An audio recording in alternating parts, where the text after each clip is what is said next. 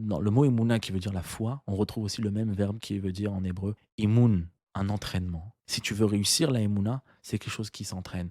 La Emouna, c'est pas quelque chose que je peux t'apprendre. C'est pas du savoir. La foi, c'est quelque chose de très inné en la personne.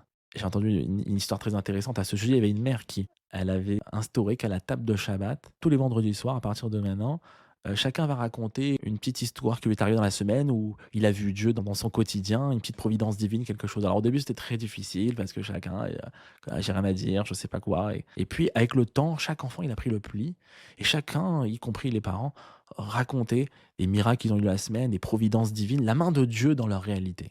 Et elle raconte comme ça qu'il y avait, une semaine, un de ses enfants, il a raconté une histoire exceptionnelle. C'était un de ses enfants qui était déjà marié, qui était parti avec sa femme dans les montagnes en Italie et donc ils étaient sur la route. Donc quand on roule sur les montagnes, c'est très, on a juste 2 voies, c'est très serré et il y a beaucoup de virages. Il dit que voilà, il était sur la route et puis, il était tranquillement en train d'écouter un cours de Torah, avec sa femme et puis, tout d'un coup, ils entendent un grand coup de klaxon.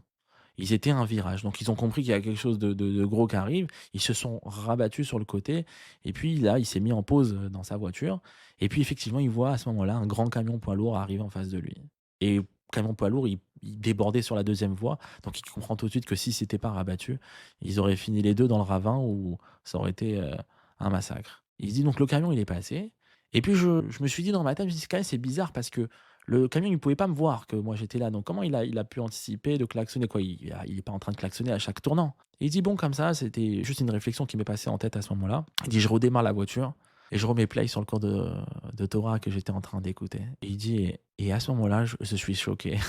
J'entends la fin du bruit de klaxon et en fait, je percute que le bruit de klaxon n'était pas en provenance du camion qui arrivait en face de moi, mais c'était un bruit de fond qui provenait du cours de Torah du rabbin que j'étais en train d'écouter dans la voiture. Et à Kadosh Baruch Hu, il a synchronisé les choses que pile au moment où moi j'arrivais à ce tournant-là, j'ai entendu ce bruit de klaxon qui m'a sauvé la vie. Be'etzem, véritablement, il y a des providences divines à chaque instant de notre journée. Chaque jour, il y a des choses qui se passent.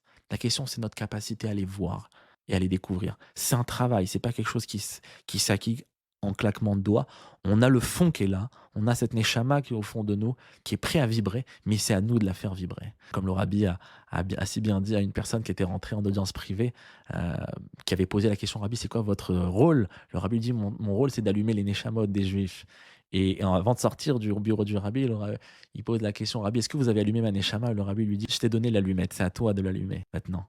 Moi, je t'ai donné la flamme. Maintenant, c'est à toi de porter cette flamme et de faire vibrer ta neshama, de la rendre effervescente».